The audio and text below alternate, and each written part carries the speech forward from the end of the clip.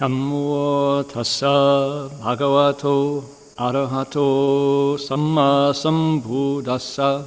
Namo tassa bhagavato arahato samma sambuddhassa. Homage to the blessed, noble, and perfectly enlightened one. Homage to the blessed, noble, and perfect enlightened one. Namo saranto suchedoye olahuri sammyao sanputoshe. Namo saranto suchedoye olahuri sammyao sanputoshe. 无上甚深微妙法，百千万劫难遭遇。我今见闻得受持，愿解如来真实义。Supreme and wondrous Dharma, subtle and profound, rarely is encountered even in billions of eons. But now we see and hear it and accept it reverently. May we truly understand the Buddha's actual meaning. 师父上人，各位师兄，大家阿弥陀佛。Venerable Master, Dharma friends, good afternoon, good evening. My name is Heng Shi. Today is Sunday, January 24th. Saturday, January 23rd in California, and you're looking at the Cairns Aquarium, Cairns, Queensland.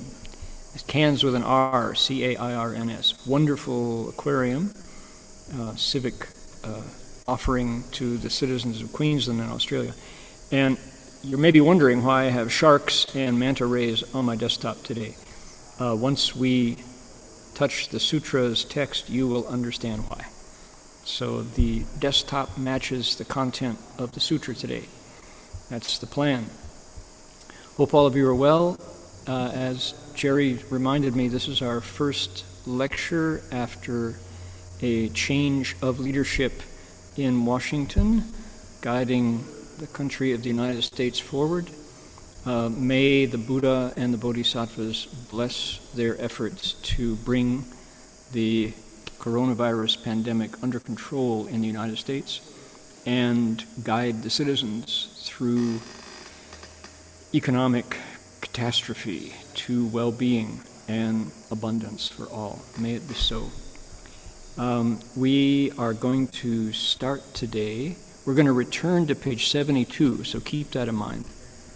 When we're done, we're back on page 72. We have a Vietnamese translation today, provided by our volunteer community. We also have a Chinese translation provided by our volunteer community, and I am very grateful for everybody's efforts to send the sound of the Flower Garland Sutra further around the world to more people's hearts.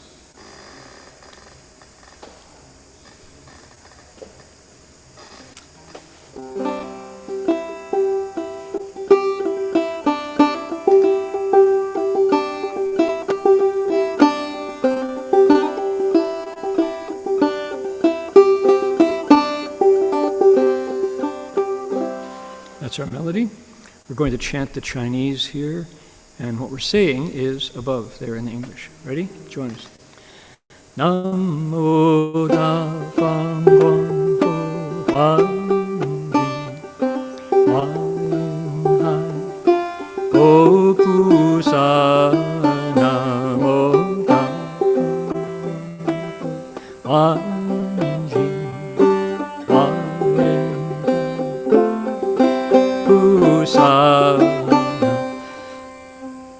Something terrible happened. I had to sneeze right in the middle of the invocation. Now the Buddha is not going to zap me, punish me for breaking it up. He's not. The Buddha is compassionate. I'm going to start over and hope I can get through without sneezing. Ready? Namo Tafam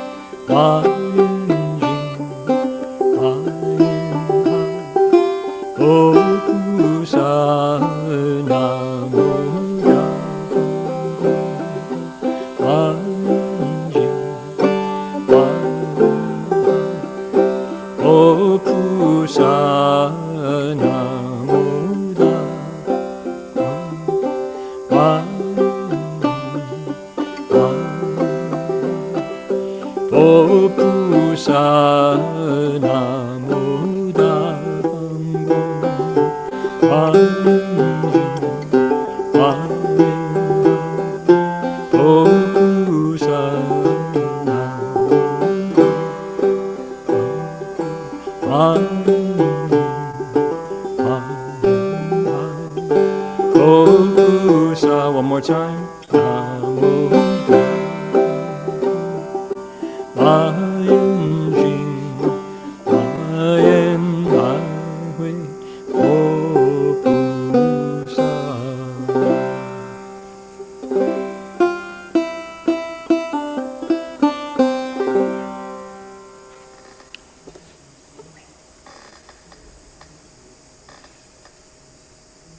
Here we are. And back to where page 71 means we are close to being done with the text. The prose, that is, and we're approaching the verses. And I'm editing the verses right now and handing them over to our volunteer team led by YC, who puts our text into this beautiful 3-language format. What's the third language? It's the romanization, right? So there's Hanzi, there's the Chinese characters, there's the ABC spelling, romanized spelling, F-O-Z-I, Fozi, like that, with nice little tone marks for us. And then there's the English over there. We could, in theory, put the Vietnamese on the same page, but 3 languages on the same page, kind of the eye doesn't know quite what to read. So having the characters, the romanized sounds, and the English allows us to approach the text in a way that maybe the ancients didn't have. We're far removed in time from the Buddha, 2,500 years from the presence of Shakyamuni Buddha on the planet, but having the words he spoke available to us in language of your choice is a real blessing. So thank you to our teacher, Venerable Master Shenhua, for saying, this is important, do this thing, and then having him do it himself every night, twice on the weekends.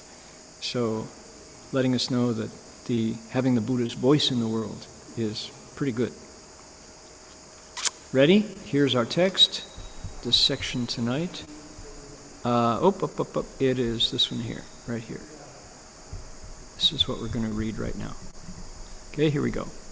佛子譬如大海，以10种相得大海名，不可一夺。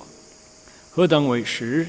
一、次第见山；二、不受死尸；三、雨水入中，解失本名；四、普通一味；五、无量珍宝；六、无能至底；七、广大无量；八、大身所居；九、朝不过线。10普受大欲，无有因义。Okay, what was that? This. Disciples of the Buddha, it's like the ocean's 10 qualities, from which comes the name ocean. Qualities that cannot be changed or removed. What are the 10? 1. Oceans progress from shallow to deep. 2. Oceans do not hold on to dead bodies. 3. Waters lose their original names upon flowing into the ocean. 4. Oceans universally share a single flavor. 5. Oceans hold limitlessly many gems. 6. One cannot reach the bottom of the ocean. 7. Oceans are vast, great, and limitless. 8. Large-bodied creatures inhabit the oceans. 9. Ocean tides do not overflow their banks. And 10. Oceans everywhere take in vast rains without overflowing.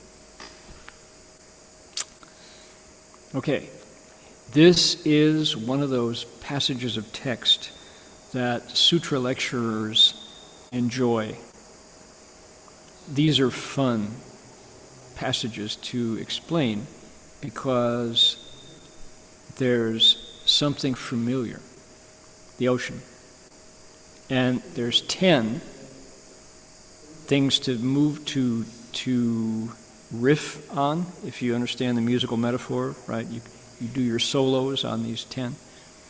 And further, the items referred to in the 10 come from nature. So it's easy to come up with stories and to embellish the images presented in the 10 items here. People go, yeah. And following, once we go past these 10 images from oceans, we've got 10 Dharma correlations, right? The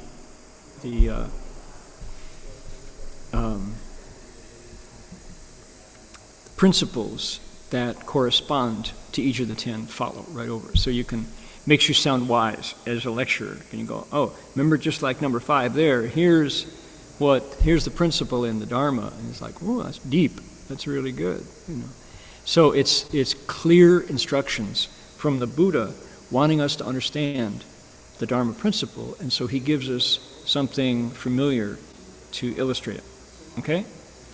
So, what are they? Number 1, oceans progress from shallow to deep. And what are we talking about? The heading was, it's like the oceans. And there are 10 things that give oceans the name ocean. Now, you could also use the word SEAC, fine. The oceans, seas, be the same. As I first approached this, I got in my mind the image of the planet Earth, the globe. And you know how when space explorers, when spacecraft go out to other planets, be it Mars, be it the moon, 2 places we've gone, or if it's just trolling past the moons of Jupiter or the rings of Saturn, the big deal is what? Is there water? What makes Earth different from Mercury, Venus, Mars, Jupiter, Saturn, Uranus, Neptune, Pluto, is the presence of water in great quantities. Water gives life. And we've got water. Although, interestingly, the drinkable, the potable amount of water on the planet is something like, and I should check my statistics before I quote them, but it's something like 3%. Could that be right? 97% of the water on planet Earth is not actually drinkable, but it allows for water vapor to go up and become clouds and come down as rain, and process, and snow in the north, and nurturing to all of the qualities here in our list of 10, that's okay. 97% of the water on the planet is either salty or it's held in ice or permafrost. So we really, really need to cherish and protect the drinkable water that you can turn into tea, right? I just pulled this out of the tap here because we have such, what's the percentage? Anybody check? It might even be like less than 1%. I might be way off. So if anybody's got Wikipedia open. It's water that is drinkable, right? Somebody will tell me that, I'm sure. So I just turned on the tap, and out came drinkable tap water today that I boiled up, dropped in some tea leaves. Okay, oh, wow, 0.3. I said 3.0. No, 0.3, less than 1%. So how valuable is water to us? And of course the oceans, the seas here in the sutra, talking about salt water, but the principle is the same, okay? Precious, rare, and special here on our planet. If our planet was called the water planet, that would be an accurate description of how rare and special we are in our solar system. So oceans progress from shallow to deep. You go, yeah? Makes sense? Unless suddenly it is drop off. The Mariana Trench, right? Could be, well, by the time it gets to the atolls and the coral reefs, it's shallow, right? So oceans progress from shallow to deep. This is bukoido, right? This is not debatable. All right, good. Number 2, really dramatic image. Oceans don't hold on to dead bodies. Okay, right? So who would know that? Well, I grew up in the Midwest, and Midwest of the U.S., also known as, people say Ohio isn't the Midwest, it's Mid-East. Well, let's call it the Great Lakes. I grew up in the Great Lakes area, on the shores of Lake Erie, which among the Great Lakes is the most shallow of all 5. And yet, still, it's a big enough body of water that the same principle holds here, which is when seals die, the body, the corpse of the dead seal washes onto the land, onto the shore, onto the beach. I remember on 3 Steps, 1 Bow pilgrimage, I had the sound of the ocean in my left ear for 2.5 years, the sound of the tides, because Marty Verhoeven, Bhikshu Hung Chao, and I bowed on the Pacific Coast Highway, Highway number 1, California Highway number 1. And it is right overlooking the shore. We were never so close that we got sprayed as the waves hit the ocean, but the sound was right there. Pacific Coast Highway skirts the coast, right? So what we saw one day, I remember, after the bowing was over, I went down to the beach to do some Tai Chi Chuan, and there was a dead Pacific seal.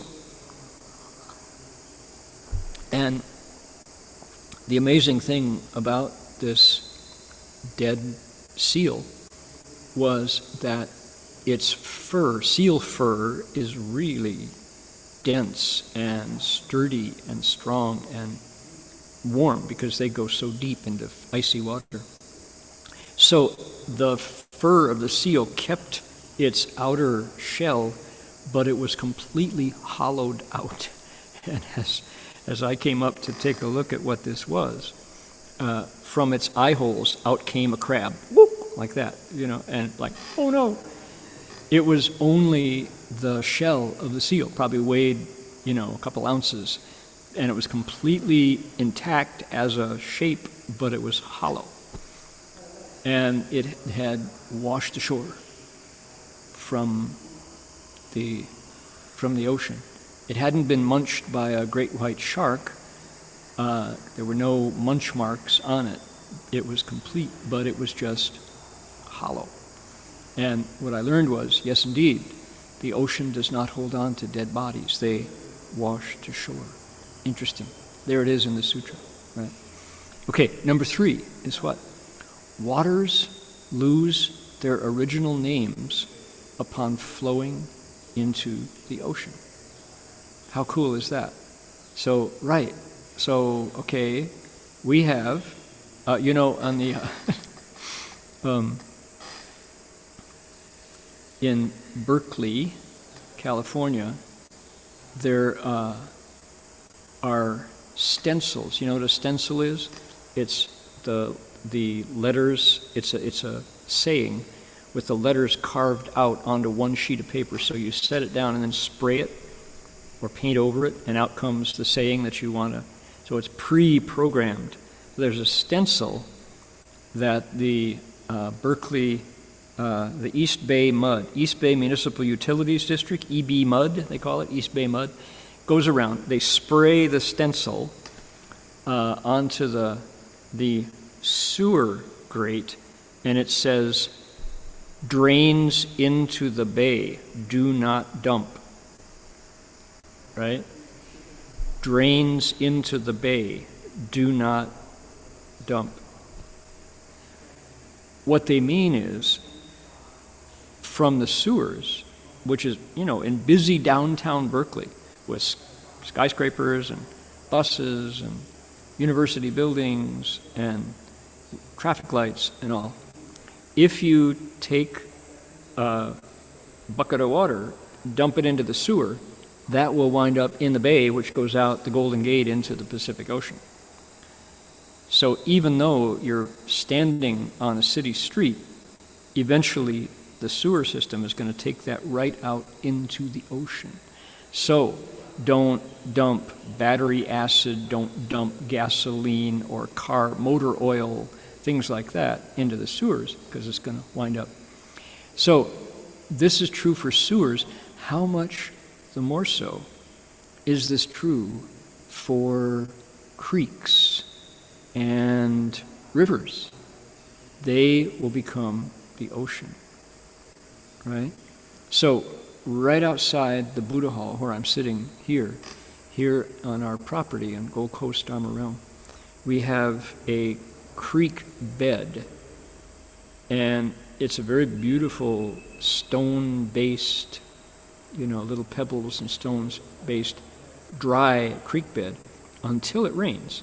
And when it rains here in southeastern Queensland, a couple times a year, there are downpours that last for hours, and this dry creek bed becomes a raging creek. It's not a river, it's a creek. It's still, you can jump over it certain places, but it is raging, and it goes, suddenly there's this fast-moving flash flood body of water that goes into what? It empties into Majuraba Creek. Majuraba Creek. Majuraba Creek goes on. I don't have my map with me, but you can see where it goes, and it winds up paralleling Nerang River, and the Nerang River goes into the Coral Sea, goes into our Tasman Sea, the ocean here, because we're very close to the ocean shore here. So, my goodness, clearly we are nameless creek here. We should name our creek. Does it have a name? Doesn't, right? Meola. We should call it, Mani Pearl Creek or something like that. Dharma Treasure Creek, Fabao Shi or something like that. We should name our creek, although it's a dry bed most of the time. So it's really clear that all of these minor bodies of water wind up into the ocean. And once that water hits the ocean, it loses its identity in the greater body of water. And okay, you go, duh, right? Thank you, Buddha. Thank you, Pushyen Pusa. Thank you, Jingangzang Pusa, Vajra Treasury Bodhisattva. But think about it. I mean, it sounds trivial and simple. No, this is in fact profoundly the case that water, we say, the mighty Mississippi, right? Yeah, wait till it gets into it starts up in Minnesota, and actually I haven't been there, but I have friends who have. They went to the source of the Mississippi. And the Mississippi River in America is profound landmark. It divides the continent in two. Things east of the Mississippi are different than weather west of the Mississippi and the landscape. When it's at its broadest, going through down through Illinois and on down past, Tennessee and on down through Mississippi into Louisiana and the Bay, the Gulf of Mexico, right? Past New Orleans. That at that point, they call it the mighty Mississippi, the king of waters, king of rivers, right? And it starts up in a spring in Minnesota, just a little rivulet. And people, as I say, go look at it. Oh, look, there's the Mississippi, and it's just this bubbling spring coming out of the land. And then it becomes the Mississippi River. And yet, even so, mighty Mississippi just becomes Gulf of Mexico when it hits the delta and then out past the levees into the Gulf. So how interesting that this whole system, the water then transforms, H2O becomes steam, becomes clouds, becomes rain, comes down the rivulets, past the springs, into the river again. Yeah, it's a chemistry lesson. And our lives depend on it. Totally. So, waters lose their original names upon flowing into the ocean.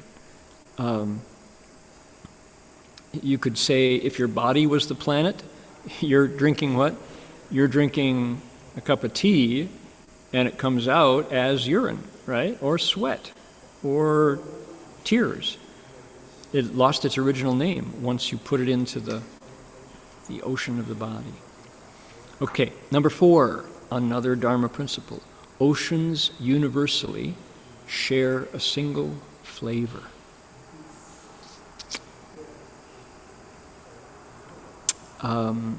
Is any ocean saltier than any other? Yes. The Dead Sea, I understand, is so salty you can float on the water like nowhere else, right? The Red Sea. There's Salt Lake City, right? Salt Lake, the Great Salt Lake, which is not actually a lake. If the salt content is higher, I suppose you could taste it and go saltier, but this is what you call in Chinese 强词夺理, right? I'm pressing a point. Oceans universally share a single flavor, salty. It's salty everywhere. Okay, and you know what they say, that the chemical content of human blood shares a lot of similarity with ocean water. You start thinking about where did humanity arise? What is if we step back through iterations of human beings, do we get to amphibians? Do we go back to single-cell amoeba, right? And, okay, there have been many books written many court cases argued about evolution and where humanity comes from, so we're not going to do that today. But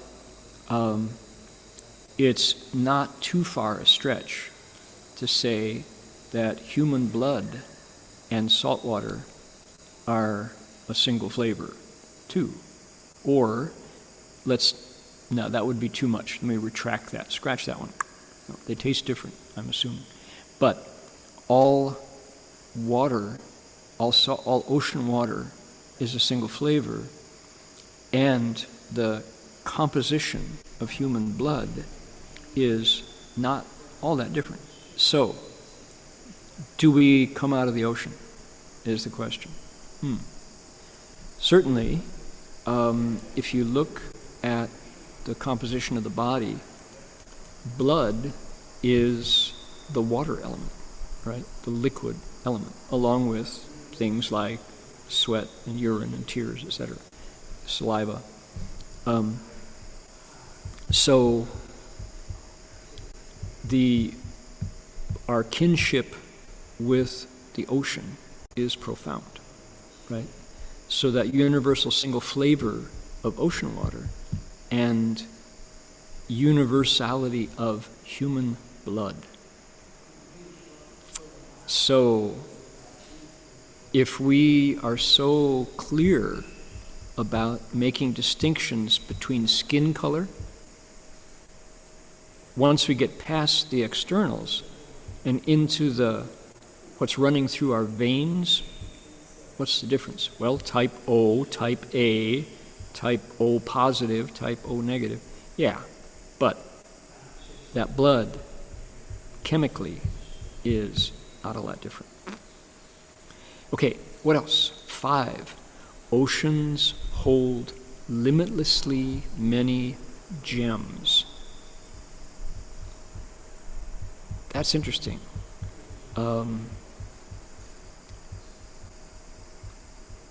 Some people I know are just absolutely enraptured by gems and jewels. Gold, not a gem, it's a stone, an element, a mineral, but things like diamonds, for example, things like rubies, emeralds, pearls, right? There are some folks who are absolutely addicted to and can't contain their desire to acquire precious gems. I've said this before, but I first discovered the attraction of gemstones in the museums of Europe. The US, we don't have kings, thank goodness. We proved that on January 6th.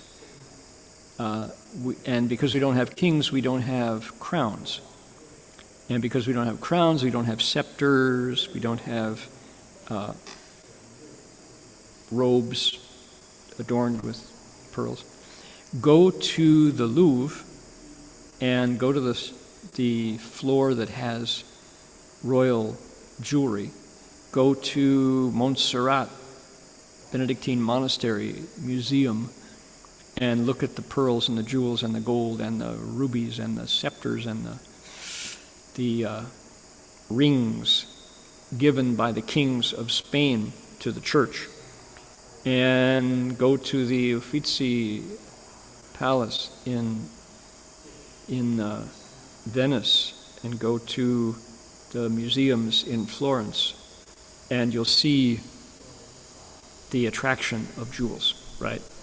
Because many centuries worth of monarchs have come and gone and left behind their crowns.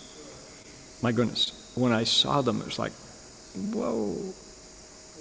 These are, you can see where someone who grew up, most folks, when monarchy was such a deal, were still bringing food out of the ground, right? So if you grew up on a farm, if you were an agrarian person who made your living by growing food, and money, you didn't have money, We just bartered mostly, right? And then suddenly you see a golden crown with rubies and emeralds and pearls and just this object that has no price on it because it's priceless. It's suddenly you see the power of gemstones to attract, to hold the eye and to move the heart, and why people would risk their lives to steal or acquire. They would go,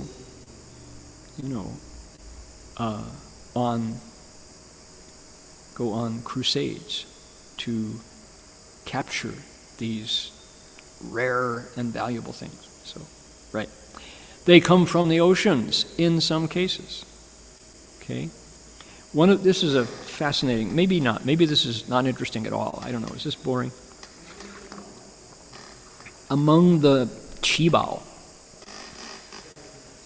in Buddhist sutras they talk about 7 precious things. And this list has some variations in it, but among the 7 precious things is something called Cheju. Is it Cheju or is it Manao? Cheju Manao. Oh, no, it's okay. Jin Yin Liu Li Cheju. Liu Li Bo Li Cheju. Liu Li. It's Liu Li. Okay. What is Liu Li? Is it Liu Li? Jin Chuan, are you on?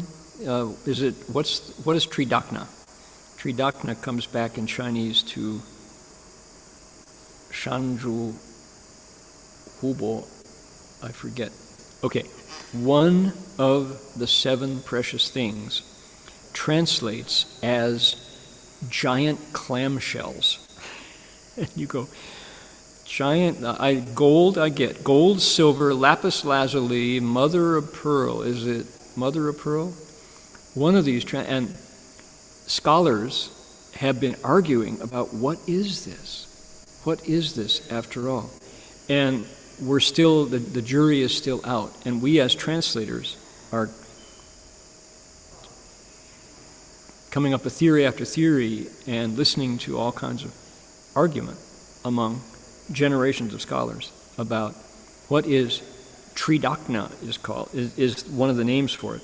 And it turns out that there are these giant clams.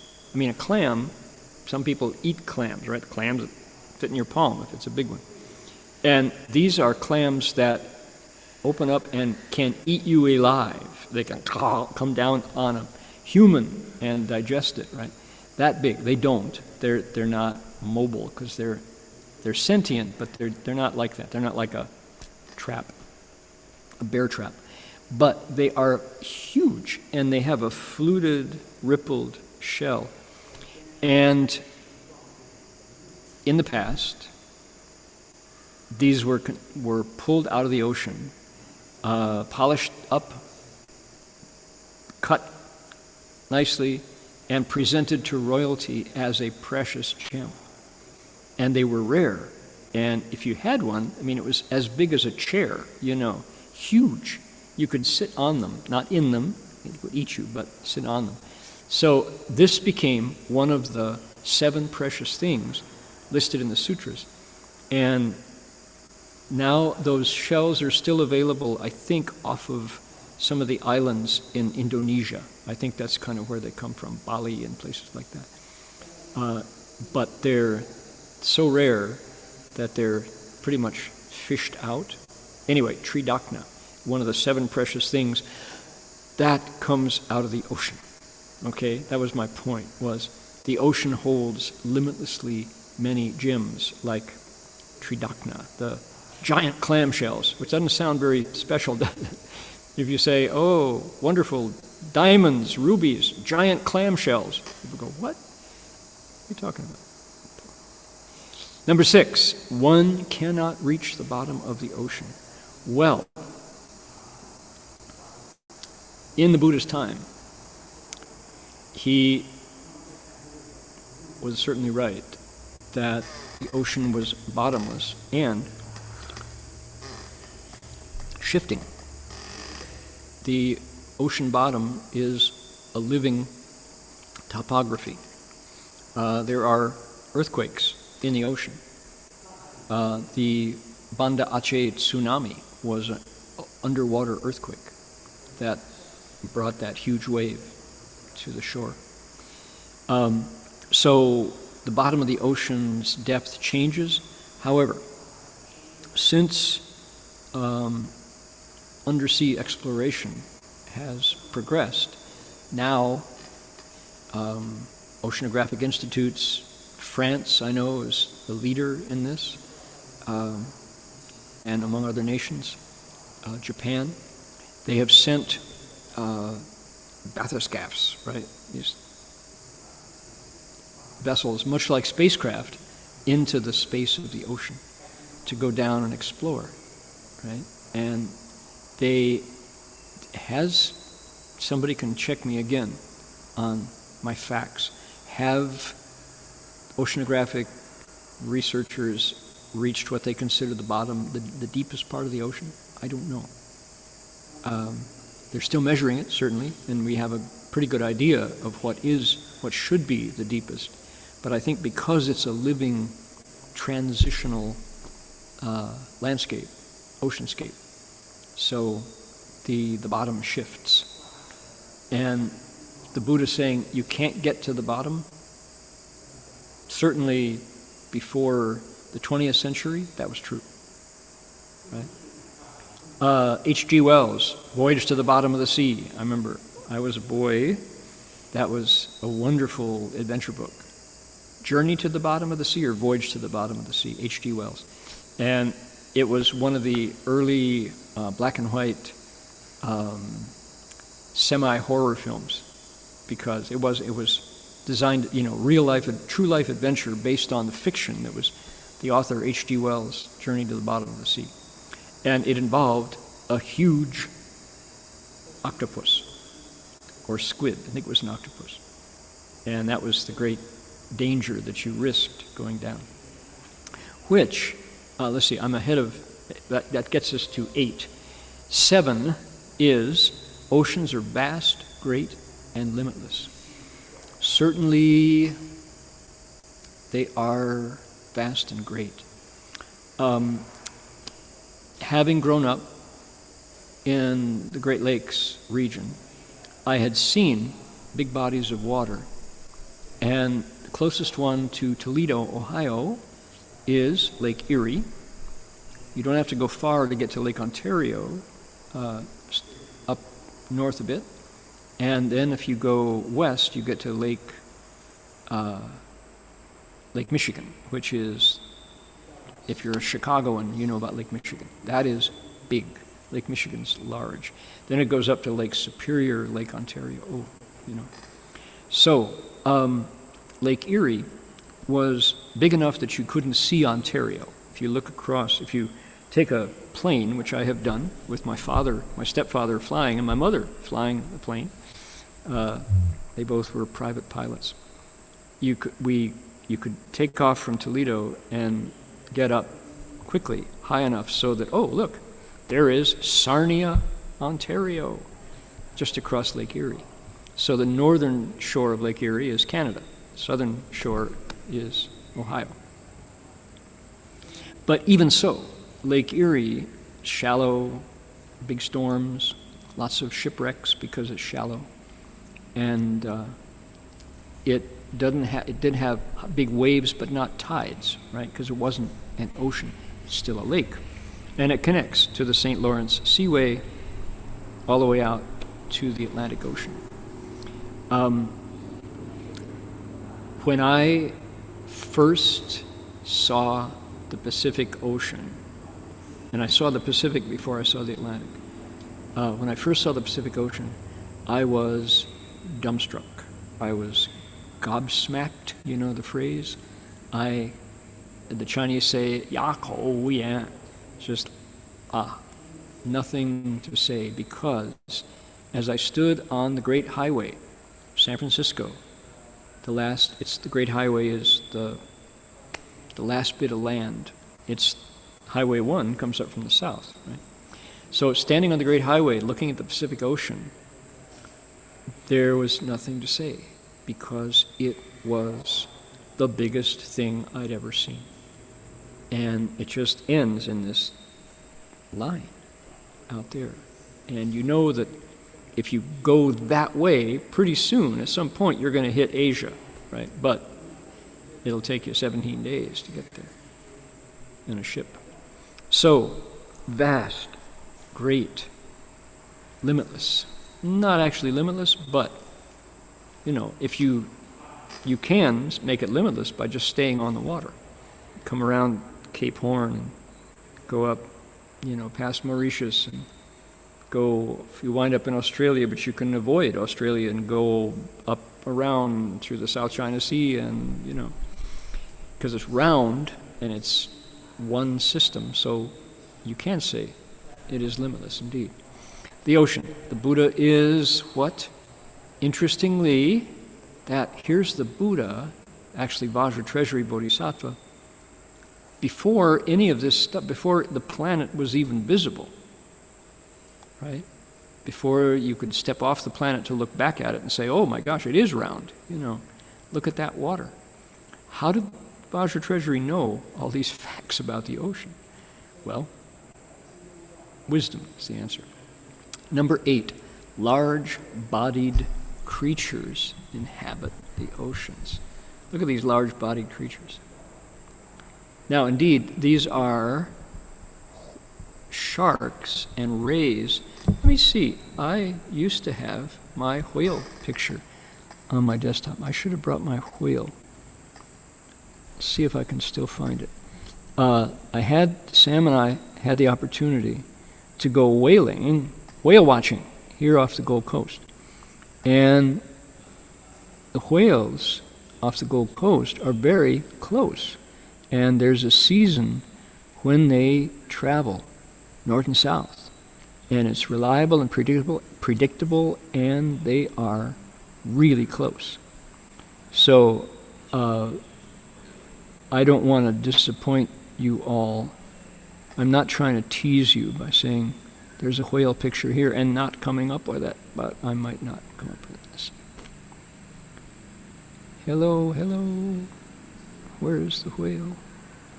Nope, don't have it. Let's see, I'll check another place to check. I can show it to you. Whale. Images. No.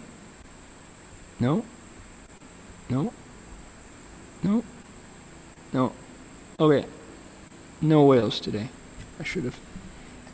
I lost my chance to illustrate my lecture with my own picture of a whale breaching by the side of our whale watching boat. The Gold Coast is a wonderful place to look at whales because they're right here. They're just a couple hundred yards off the beach, going north and south very tranquilly every year. There is a white whale called Migaloo who goes by, and everybody waits to see him every year, and they're the first sighting of Migaloo as he goes up and down. And they are spectacularly big. They are so huge. And when we went out, it was clear that the whale that was closest to us was having fun. He was checking us out as much as we were thrilled to see him. And breaching and coming up and splashing down. Just wonderful. So large-bodied creatures inhabit the oceans. Indeed, krakens, these squid, legendary beasts, right?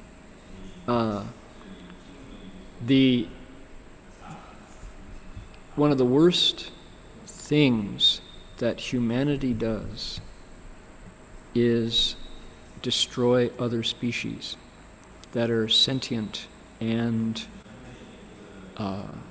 family-oriented and emotionally registering. Whales are among them, right? That whales, we know they sing. People who study whale songs now know that There are regional whale songs, local whale songs, and some whales, as they travel through different territories, will sing the local songs. And then as they go up further, they will sing other local songs. And some whales, as they've traced whales coming from another part of, a different part of the planet, bring in new songs. And the local whales learn the songs of the travelers. Just, what kind of knowledge is being transmitted by the whales? There are all these stories of divers. There was recently a few years back, off of the Farallon Islands, which are outside the Golden Gate, Northern California. A number of divers found a whale that had been tangled in nets, and the nets were weighing the whale down, and they are air breathers, right? They have to hit the surface and breathe. And the nets, it was a fishing net that had weights on it. The whale was like this, and it was being pulled down. And the divers, there's a giant whale, and the divers had to decide whether they would risk coming up close to the whale and being killed by one swipe of its fins, or they would risk that in the attempt to cut the whale free from the nets. And sure enough, what did they do? They cut and cut and cut, and the whale, its eye, the eye of the whale is like this. And they got up close to the eye of the whale, and all the divers said that they felt in the presence of this whale an inexpressible calm and a joy that was coming from the whale to the divers. The whale knew what they were doing, was encouraging them, and was sending them some sort of tranquility. They all said it. And these are, tough athletic men, professionals. And they said, I couldn't believe it. I just felt this kind of, this effervescence, this amazing feeling of well-being. And we cut and we cut. And as the nets fell away and the whale was liberated and able to swim, the whale circled around the divers and nudged them and then took off. And the divers were just euphoric, right? So, amazing what's going on with these large creatures. And what do? Shoot harpoons into their bodies, pull them on board ships, slice them apart, and feed them to turn them into oil, turn them into dog food, eat them, You think humanity really needs to evolve. We need to share the planet that we found. So, large-bodied creatures, indeed. Let's see. I wonder, this would be the perfect time to share that. Hold on here. Movies, yes. Okay, maybe I have that. All right, here we go. I'll bring that up. Let's see if we can find that.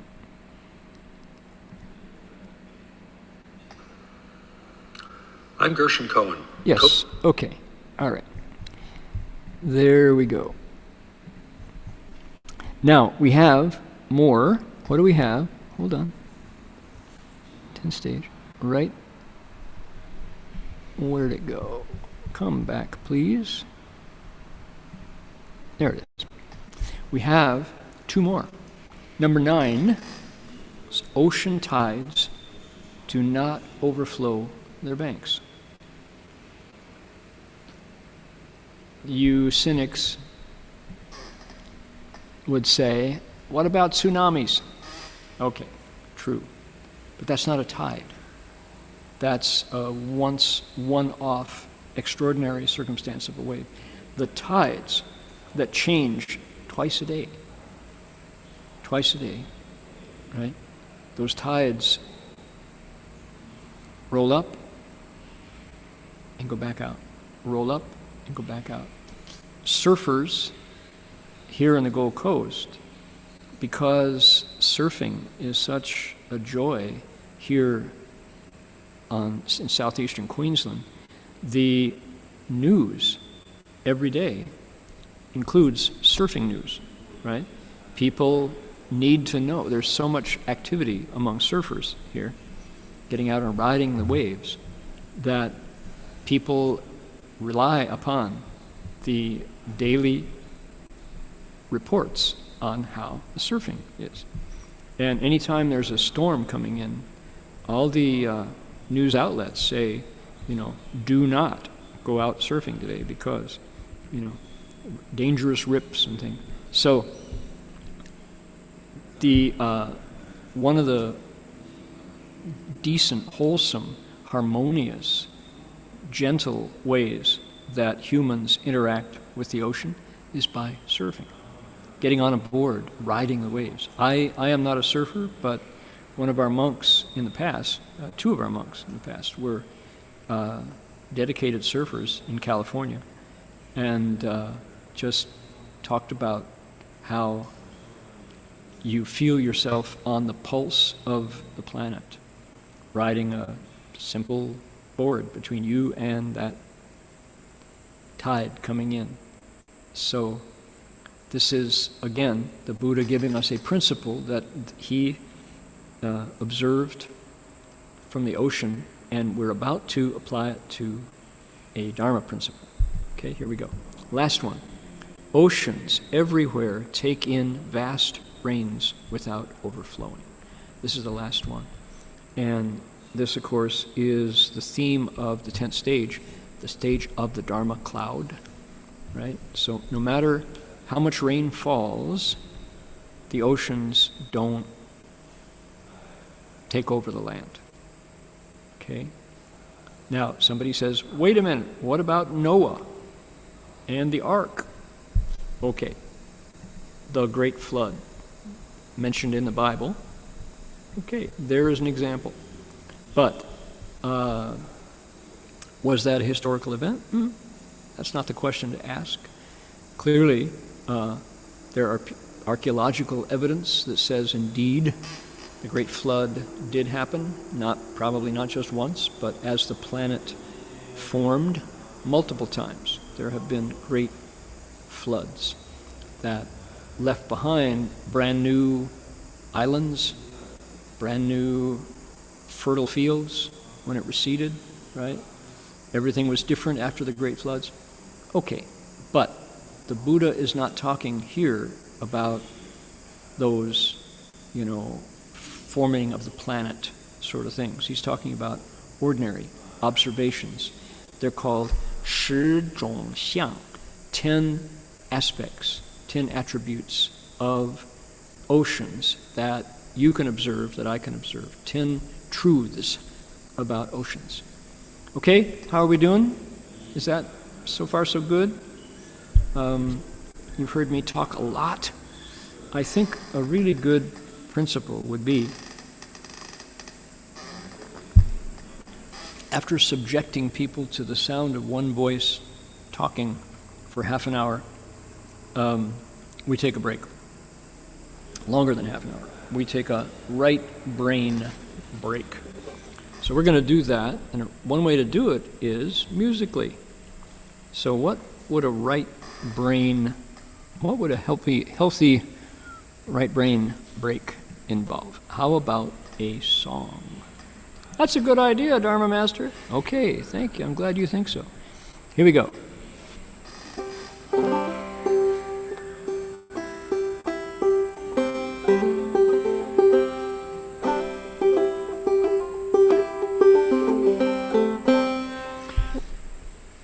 with gratitude to Janice Ian for putting together this wonderful song during a time of pandemic when we need some cheer. We need to look at the bright light. Here we go. Better times will come, better times will come, when this world learns to live as one. Oh, better times will come. 明天会更好，明天会更好，世界和谐心大同，明天一定会更好。When we greet each dawn without fear, knowing loved ones soon will be near.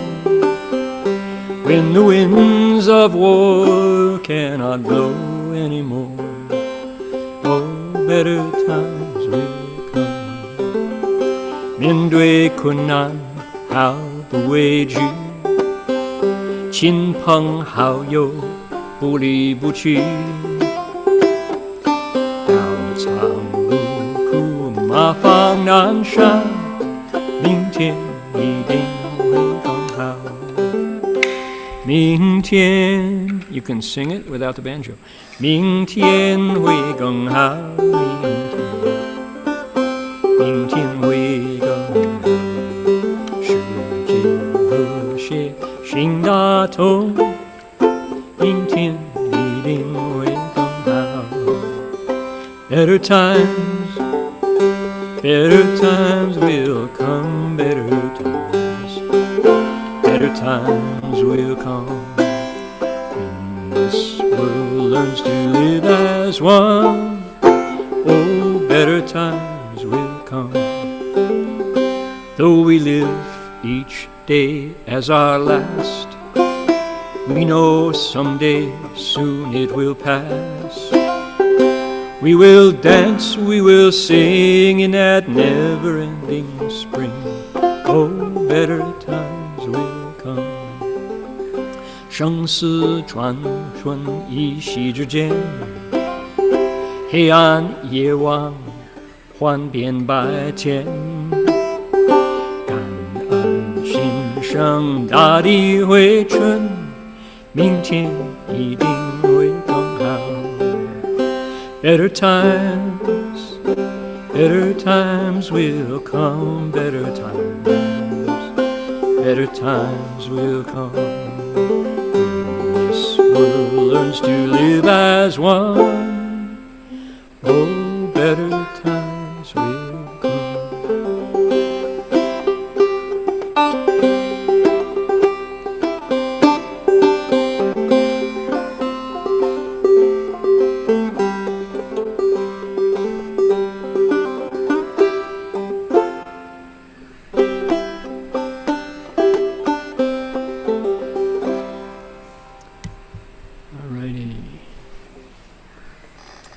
That's to exercise the right brain, cleanse the palate, give us something to look forward to. Better times.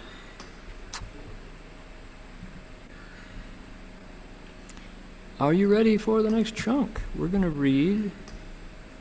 See here, we've got, all right, yep, got the time. Here we go, ready. 菩萨行亦复如是。以实相故名菩萨行，不可依夺。何等为实？所谓欢喜地出生大愿，见次深故；离垢地不受一切破戒施故；发光地舍离世间假名字故；眼慧地与佛功德同一位故；南圣地出生无量方便神通，世间所作众珍宝故。Okay, we'll do those first five. In the same way, the practices of Bodhisattvas are called that because of 10 qualities that cannot be changed or removed. What are the 10? They are as follows. On the stage of happiness, one goes from shallow to deep in bringing forth great vows. On the stage of leaving filth, one does not accept any corpse of broken precepts. On the stage of emitting light, one relinquishes mundane false names. On the stage of blazing wisdom, one has the same flavor of merit and virtue as the Buddhas. On the stage of difficult conquest, one can bring forth the many gems of mundane enactments, of limitless psychic powers, of expedience. Yep. That's a mouthful, right? Okay, here's the second side of the metaphor. Second side of the analogy. The Buddha says 10 qualities of oceans, 10 qualities of seas.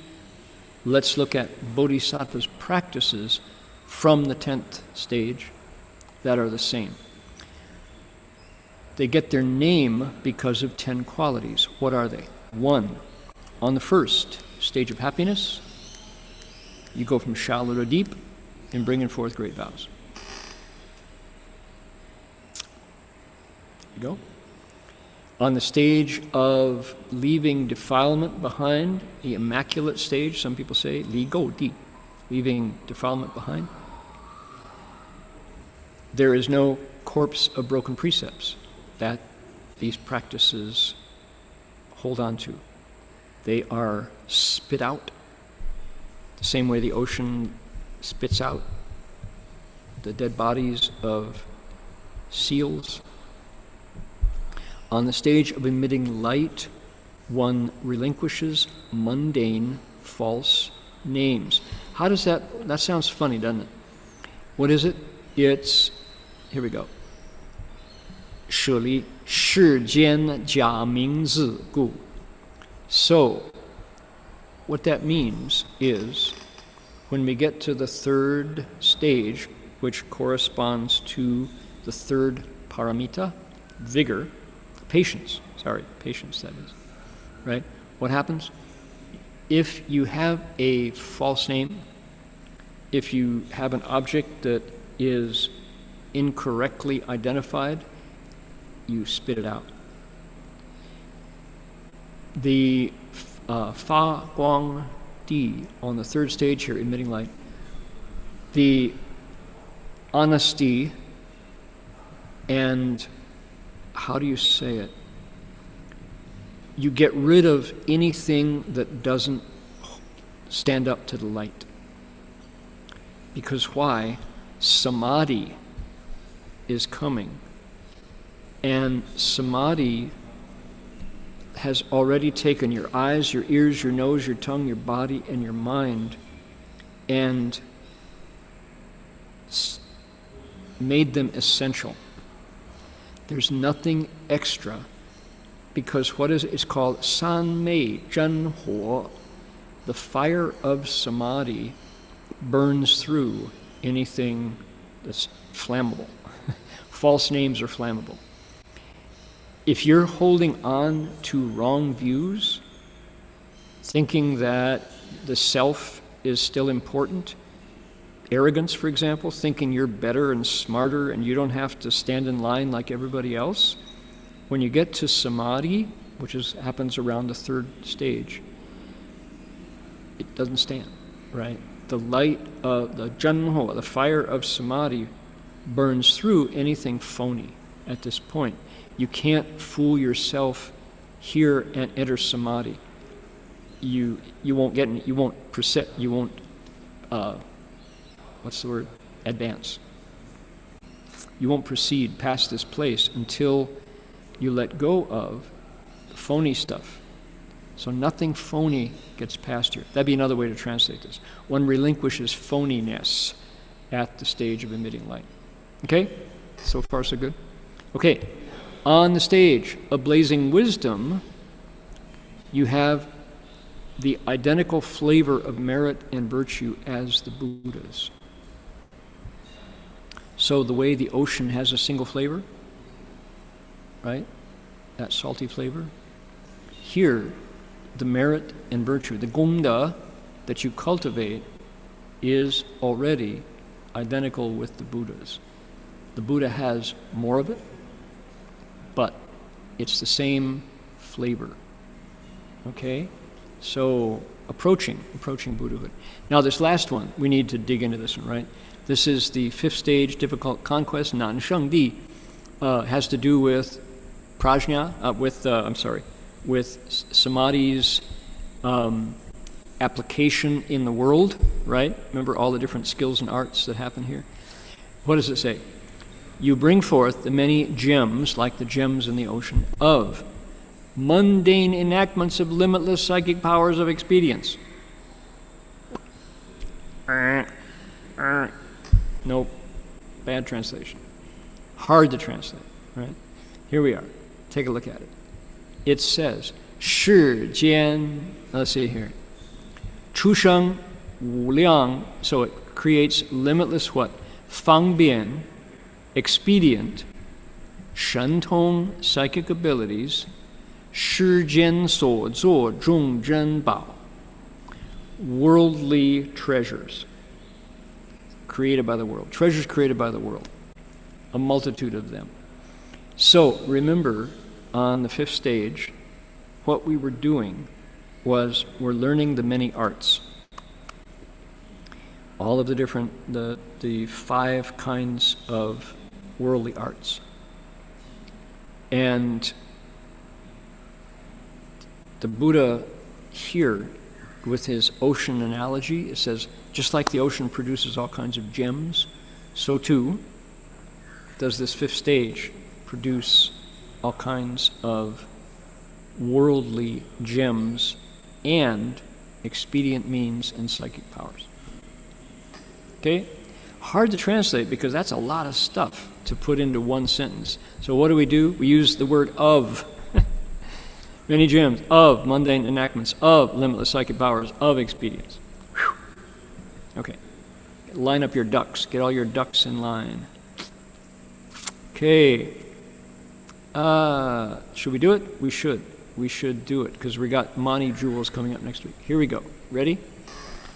现前地观察原生神生理故，远心地广大觉慧善观察故，无动地视线广大庄严事故，善慧地得生解脱，行于世间如实而知，不通现故不过现故，法云地能受一切诸佛如来大法明语，无厌足故。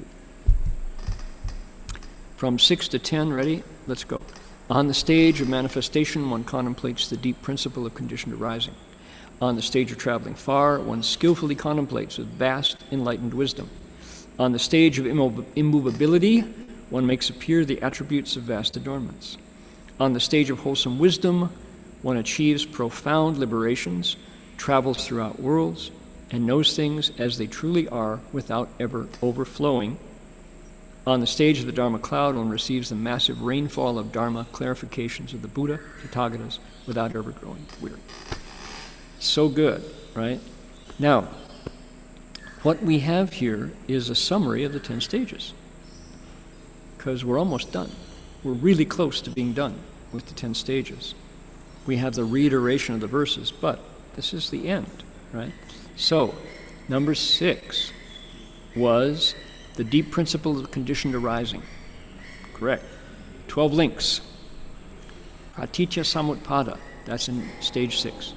Number 7, vast wisdom, skillful contemplation of vast wisdom. Leading to number 8, which was the big turning point, where you get to irreversibility. On the stage of immovability, one makes appear the attributes of vast adornments. There you go. Wholesome wisdom, look at this. Profound liberations, traveling through the worlds, knowing things as they are, never overflowing. You are the Dharma teacher, the Da Fa Shi at that point. Finally, Dharma cloud, massive rainfall of Dharma clarifications made by the Buddhas, never growing weary. So this is where we are, the 10th stage, where all the Dharma the Buddha speaks, you can contain it, never get weary.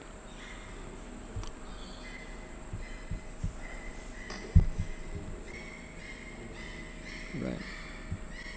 Now, at this point, I was contemplating how to relate to the ocean, because that's our topic today, right? Raja Treasury is talking about the 10th stage Bodhisattva, brings up oceans, 10 aspects, relates them to all 10 stages, the 10 grounds. I thought, okay, ocean. I have an ocean story about when I became a merchant seaman, a merchant mariner. I went to sea, merchant marine, at age 20, having been told by Gary Snyder, bless his heart, one of America's Dharma sages, Dharma scholars and poet, environmentalist, witness to the culture, Gary Snyder. Gary told me before I left for Asia in 1969 that if I got to Japan, instead of getting on an airplane to come home, I could go to the Seamen's Union in Kobe or Yokohama, sign up with an American passport for a one-trip passage if they needed a seaman to replace somebody on a crew. They wanted an American citizen for tax purposes. So they will call you, and if you're lucky, you'll get the job. Well, that happened. And I spent the night in Yokohama. I was notified that I had the job. I was ready to come back, ready to leave Japan. And I was in Yokohama, and I had a guidebook, and it said, if you want one night, a unique stay upon the Hikawa Maru. What is the Hikawa Maru? The Hikawa Maru is a Japanese freighter permanently anchored in Yokohama Harbor, turned into a student hostel. Sam, if you'd traveled to Japan, you would have done that, I'm sure. You get a room on board a freighter overnight as a student hostel. It's now a museum. It's still there. This is a freighter, a Japanese freighter, commissioned in 1920, and it's there in the harbor. And so I showed up in Yokohama with all of my gear and a guitar that I had bought, Japanese classical guitar. I still have it, still plays. A Japanese kimono doll in a glass case that I got from my sister, and some pearls that I got from my mom. Gifts that I wanted to bring back, which were unique to Japan.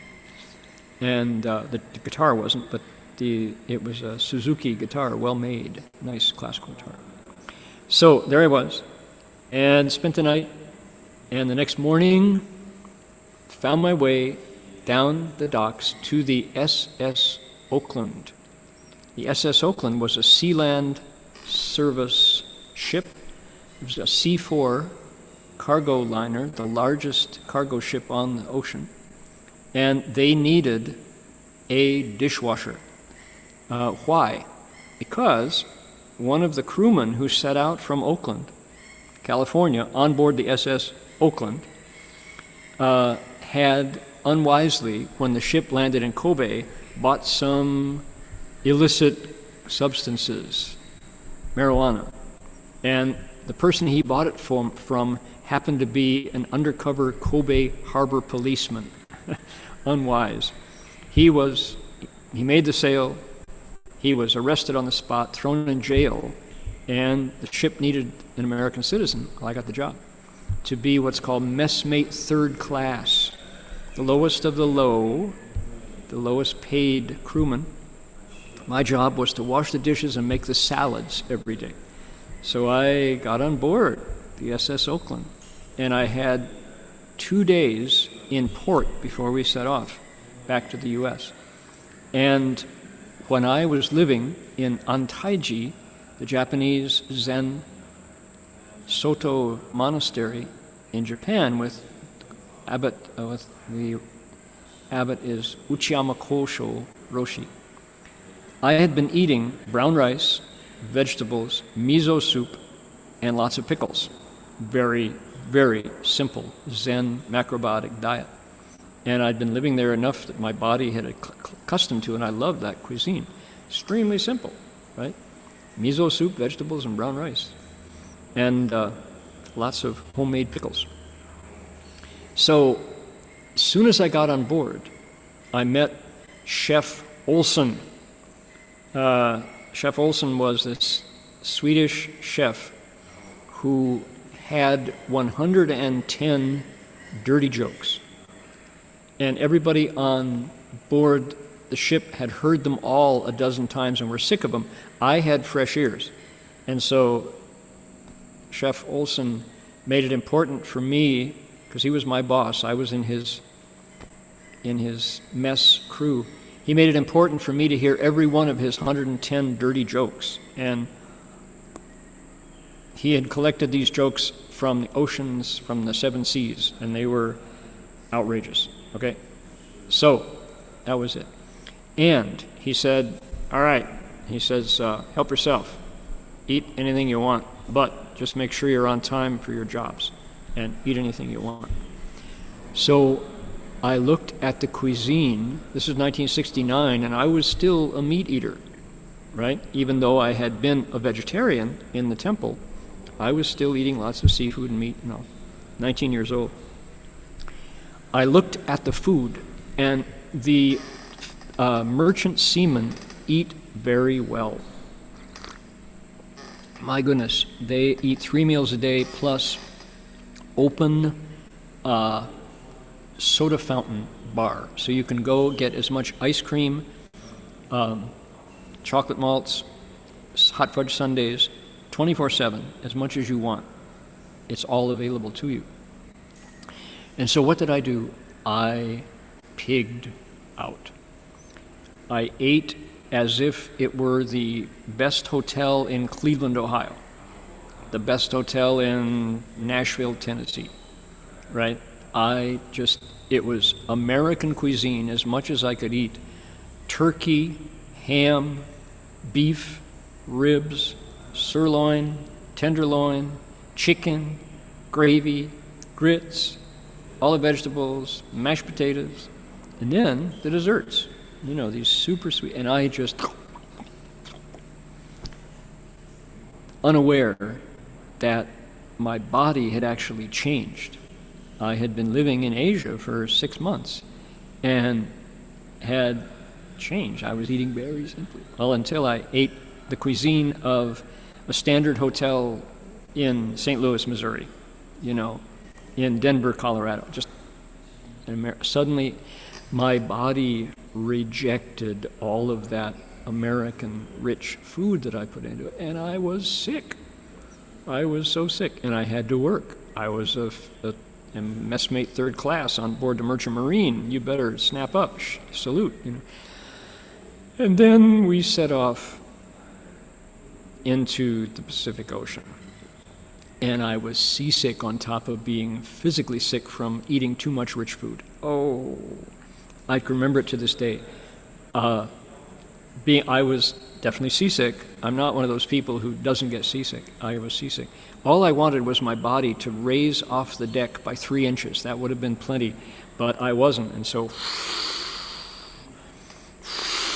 like that. And, all right, where are those salads? Get those dishes. Well, I would wash some dishes and then lie down under the stainless steel counter on the red tile of the mess, and so sick. What happened to me, the reason I'm sharing this story with everybody is this is when I became a vegetarian. from that time on, I realized I did just fine on brown rice, vegetables, miso soup, goma shiu, and pickles. Didn't need the rich American diet that clogged me up. Never mind meditation. I wanted to meditate every day on board ship. I couldn't because my body was plugged with gravy and ice cream and all the many kinds of cakes. We had a full-time baker. The baker, Mr. Wilson, wonderful man. I learned so much from him, and he was the antithesis of Chef Olson. He's an African-American gentleman who baked every day the most wonderful cakes and pies and breads and rolls and biscuits and boy. Anyway, arrived back in Oakland, California after 17 days at sea, going through a hurricane, and I stopped eating meat. That was it for me. No more. So that's my story. I wonder which principle of the ocean that corresponds to. But now that we have a few minutes left, just a few, I want to share with you something very special. You'll never forget this video. You might forget. I have never forgotten this wonderful video about what? A humpback whale who shows appreciation after being freed from nets. Now, this is not the video of the story I told about the divers up by the Farallones. This is the Gulf of Mexico, but the principle is the same. I'm going to turn on my optimize for video clip and let you enjoy. This is 8 minutes long, which will take us past 9 o'clock. We'll get, after this is over, we'll get some announcements from Berkeley and then recite our mantra and sign off. But I want people to share this. Go out to YouTube if you care to see it yourself. Humpback whale shows amazing appreciation. Indeed he does. Here we go. Founder with Michael Fishback of Earth Island Institute's. Start over. There we go. I'm Gershon Cohen, co-founder with Michael Fishback of Earth Island Institute's Great Whale Conservancy. Michael spends 2 months in the Sea of Cortez every winter, photographing blue, finback, and humpback whales to help track these magnificent animals across our oceans while observing their complex behaviors in the wild. On Valentine's Day in 2011, Michael, his family, and a few friends were presented with a rare opportunity, a chance to save the life of a humpback whale. Their efforts were captured on film. Here's their incredible story. Yeah, you definitely want to video as much of this as you can. We need to use this to help animals. On Valentine's Day, while plying the waters of the Sea of Cortez, I came upon a young humpback whale that appeared to be dead. We floated next to the whale for several minutes, but we saw no signs of life. Suddenly, the whale rose slightly in the water and forcefully exhaled. I decided to ease into the water with my snorkeling gear in order to assess the situation. Yeah. I quickly discovered the whale was severely entangled in a gill net of the type used by local fishermen. As I swam alongside the animal, our eyes met. There were no words we could share, but I wanted to let the whale know that we were there to help. It took some effort to stay focused given the great emotion of the moment. The sight of this large and beautiful creature trapped and so close to death was almost overwhelming. And I must admit I was a bit scared because I knew the whale was frightened and fatigued, but could still kill me with one panicked movement. The situation was indeed bleak. The tail was entangled in so much gear it was weighted down a full 15 feet below the surface. Both pectoral fins were pinned to the side of its body, and the nylon gill net went all the way up the whale's back, forward of the dorsal fin.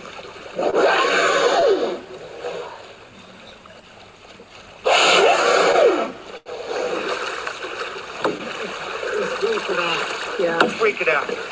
I got his dorsal fin free. That's it. His pack and his flukes are screwed. I made a bit of headway, but it seemed too great a task. So I went back aboard to radio for help. We were told that perhaps in an hour someone else would arrive. And we all knew that by then it might be too late. While I was working around the pectoral fin, my boatmates George and Guero had managed to get some of the net pulled over the side of our panga. I came back aboard and we pulled and cut the net as fast as we could. We were maneuvering the boat into proper position with a paddle and only had one small knife, but after great effort managed to free one of the pectoral fins.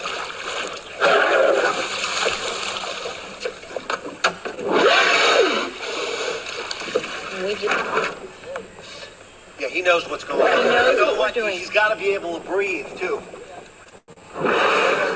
Oh no, she's right here. Right on both sides. Right. I'm going to paddle again. I'm going to paddle.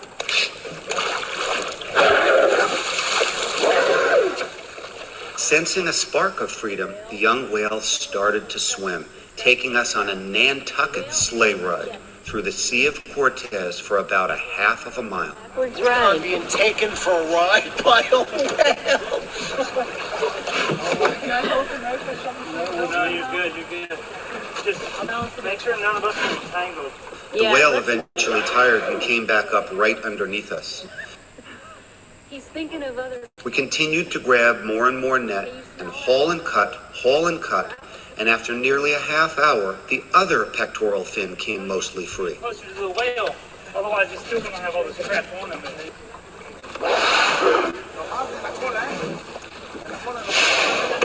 And when the whale tired, we began cutting the net off the powerful tail fluke.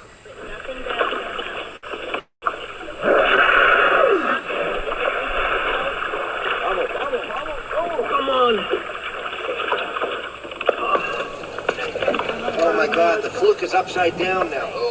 Oh really? It's trying to sound. Watch out. Hold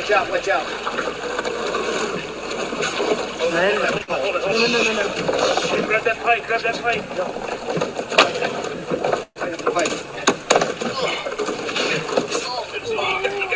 It's okay, hon. Get down below. You gotta use the fulcrum. Yeah, I am. I got it. I got it.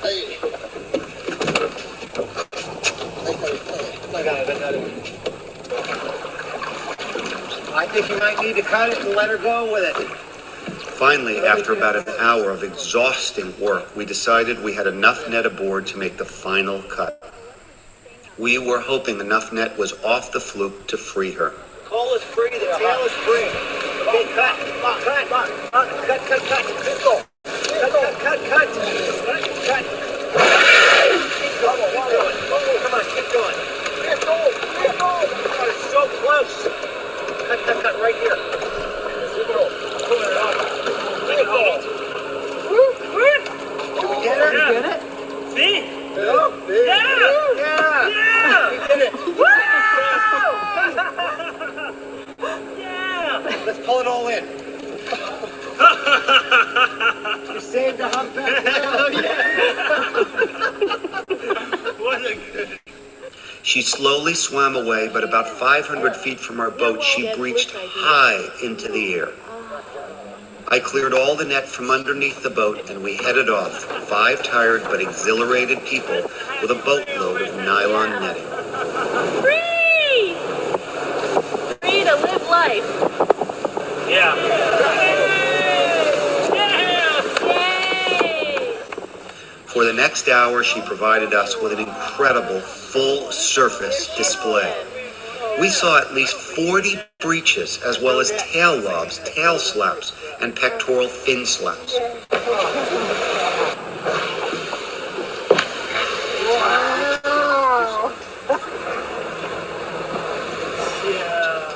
We all believed it was at least a show of pure joy, if not thanks.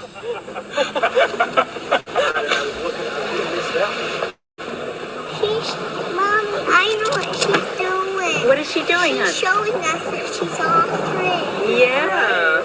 I think she's showing us a thank you dance. I think so, Galen. We followed her for about 4 miles over the next hour and said goodbye. Needless to say, we were all proud and thrilled that we saved this fantastic young life. It was an incredible experience that none of us will ever forget. Okay, I got a little bit of an ID. Did you get a little ID? Okay, now we're gonna get a breach. Michael, I'm on a movie. All right, we're gonna get a breach. So I'm just getting. The Great Whale Conservancy was launched in 2010 to advocate for the great whales. They need our help and protection to survive. To learn more about our current efforts and find out how we can work together, please call or email us and visit the Great Whale Conservancy website. So that was 10 years ago, and I think everybody will agree that's a memorable moment. And let's see here, we got a note. Okay, good, yeah. Just to make the point that the ocean holds many large-bodied creatures, right? Like that whale. And they're meant to live and swim freely, but because humans create these nets to catch fish, the whale gets caught up in the net, and this majestic king of the ocean could have died, drowned, pulled below the water by nylon gill nets. But luckily, the oceanographers, the Great Whale Conservancy, were there.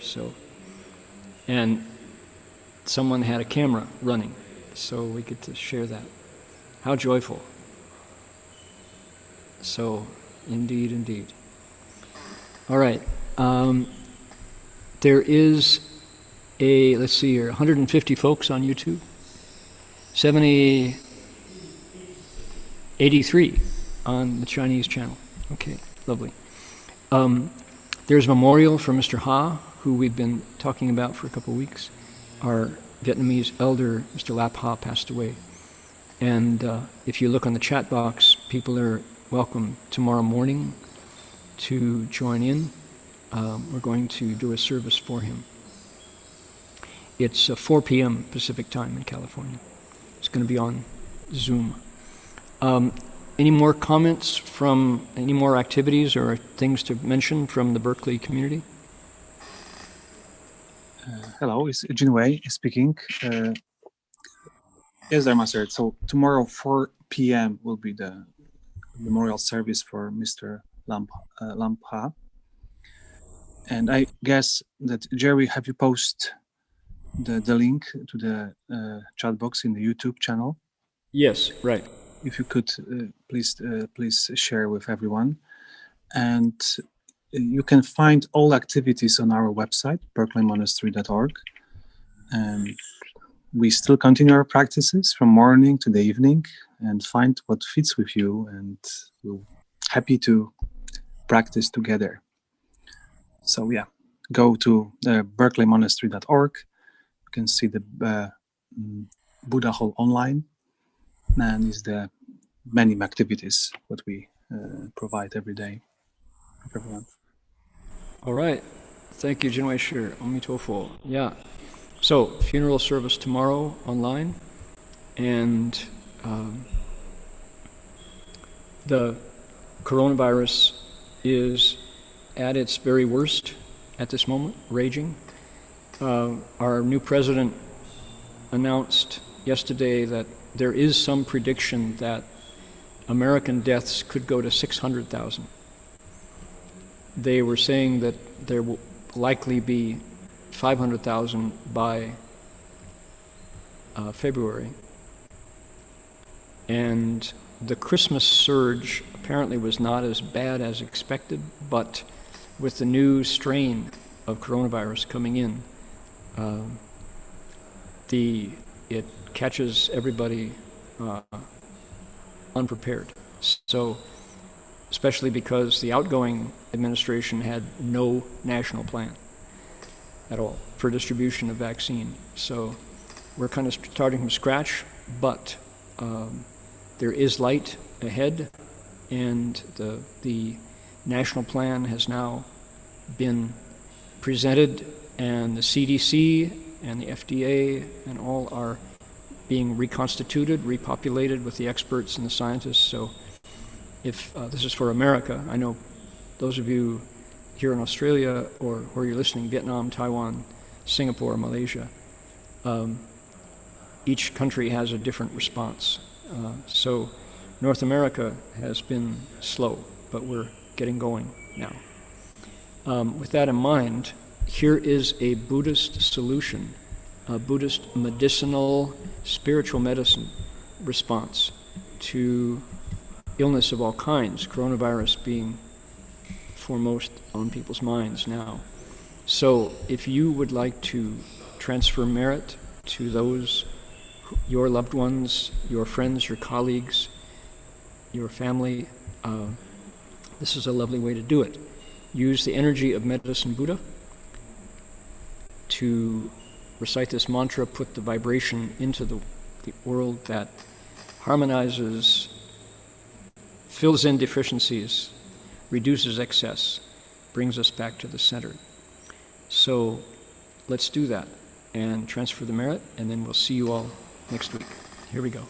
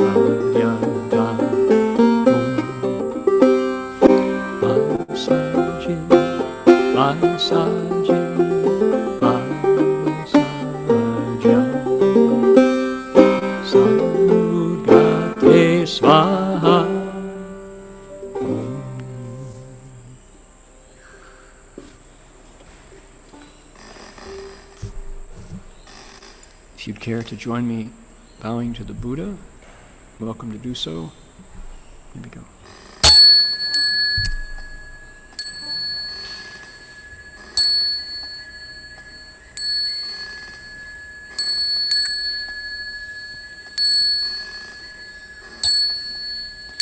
Bow in respect to the Venerable Master.